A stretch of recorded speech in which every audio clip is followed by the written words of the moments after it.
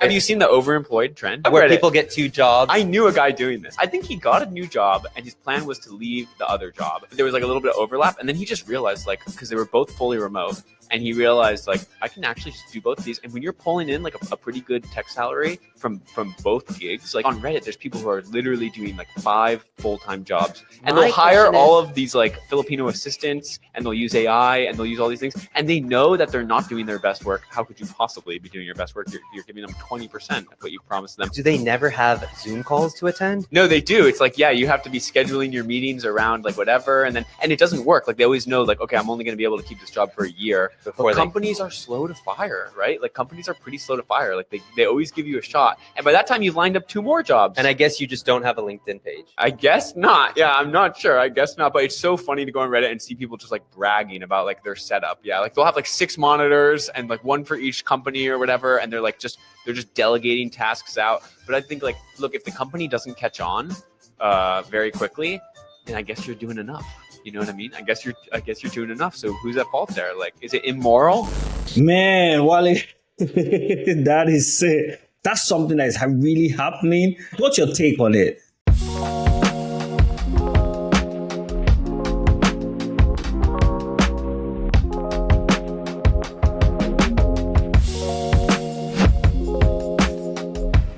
I think I have like multiple thoughts about it. First, it's a new thing. It's possible because of remote jobs. These are actually full-time jobs, so you have opportunity to be able to juggle tasks on your computer. Unfortunately, it also makes me think, like, I wish we could have stuff like this in Nigeria, because in most cases, like, a lot of people are overworked and underpaid. Like, you hardly barely have time for your family in Nigeria, but you're still not paid anything that is meaningful. In a country from where we are coming from, it will be almost impossible. It's not impossible, but definitely it can be very, very difficult to pull off. I understand the reason why an employer would be upset by something like that. They want you to put like 100% of your effort into the job. I also understand the reason why someone who do something like that would do it. Obviously, they want to make more money, but I think the more important case that I've heard from people that I know directly is, if I am fired from this job today, I already have another one that is set up. So I have like a security of a job. I don't have to worry. I don't have to do anything about that. So for a lot of people, especially in today's employment environment, you are hearing people, I think you're the one that also mentioned it a little bit earlier, like 10,000 people are getting fired from different kind of places. 20,000 people are getting fired. In some cases, the whole business is shutting down. Definitely gives a lot of anxiety to a lot of people, and we want to push them to get multiple jobs. But unfortunately, people that suffer the most are those who are trying to genuinely get a job, especially those who are just graduating from college. I see a lot of them on LinkedIn and on several job like boards online that they complain that it's really, really tough It's to really get a hard. job. It's really hard to get a job. And I think you have a valid point in that, because sometimes some organizations, the guys mentioned in the video, that sometimes they are slow to catch on, but also like organizations are sometimes selfish, because I think you mentioned it when we were talking earlier, that you're trying to pay like an experienced person an entry level salary. Exactly. And you expect, you know, what do you expect? Like, do you get, so basically, if an experienced person was supposed to get like 300k for the role, but you're willing to pay 100k, you will as well just line up 3 jobs that are paying the same 100k that makes up the 300k, because typically organizations, you know, trying to get the best for the least pay. So it's kind of a dilemma. I know I have a friend in one of the big cities. Interestingly, you know, we talk about this overemployment in the tech industry a lot, but this person I know is actually in finance. He told me how he had lined up 3 jobs. Like he has one main job. All of them are remote, but there was just one that he has to go in, I think once a week. And I was like, how does you even manage that? He's like, man, it's always tough, because those days when he goes in, it's crazy how he lines up 3 laptops. So the good thing for him, he has his own office. So he's able to line up those laptops for that day and manage to provide, you know, minimum expectation, you know, for that day. But for the other days when he's home, he's really focused. But it was like, man, that it can be draining. Because his mind is always working. He's trying to figure, you know, I was like, how do you manage meetings, Wale? That's the craziest part. Like, how do you manage meetings? He was like, you know, he told me, he said there was a time he was presenting in the wrong meeting.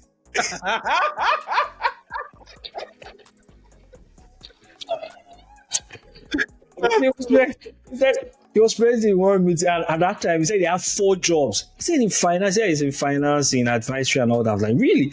He said it was at that point he decided to drop one because he realized that he was losing his mind. That's like, but Wale, because you are in development, right? You are more technical. I know I've worked with tech people. How do you see that environment in managing this kind of multiple roles? From an employee's perspective, it's definitely possible, especially if you're experienced. If you're experienced, the things that need to get done, there's a structure to it. There's a system for you to get things done.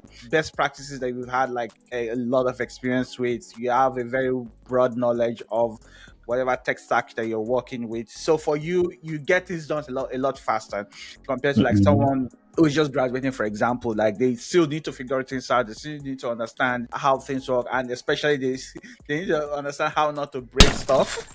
Yeah, true. How I dealt with that as a product person, I dealt with that a lot, man. Yeah, so for someone who's experienced, definitely possible for you to be able to take on multiple roles. I don't think this is going to go away. I think this is going to continue. The best way to deal with this, in my opinion, is to have a sort of balance. Unfortunately, companies want a lot of experience for little pay. If they start reducing their demand for this huge amount of experience for little pay in favor of just getting someone who has little or no experience, at least if the pay is right, I don't think there will be this problem any longer. I think generally speaking, it's possible from the company's perspective, as long as you're meeting the requirement from the company, they don't care. They don't really worry about any other thing else. But from someone who's producing, or from an employee's perspective, as long as I can produce the things that the company needs to produce, then it's not a problem. Unfortunately, we have to find a way for those who don't have a lot of experience to catch up in that sense. Yeah, I think for me, it's same thing, how those who don't have the experience build experience if all the jobs are taken by those who have experience, which is also not just in the tech industry, while it's also the same thing in almost all other sectors, in products, in finance, in marketing. Just every organization is looking for experience that can bring result. But then the experience can also find a way to take advantage of our employment. And I can't, Exactly. who do we blame at this point? Who is the wiser, at the end of the day?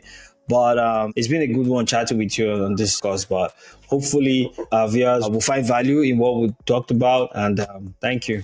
Yes, please like, share, subscribe. We'll love to hear from you. Comment below, and you'll see you in the next one. All right. Bye for now.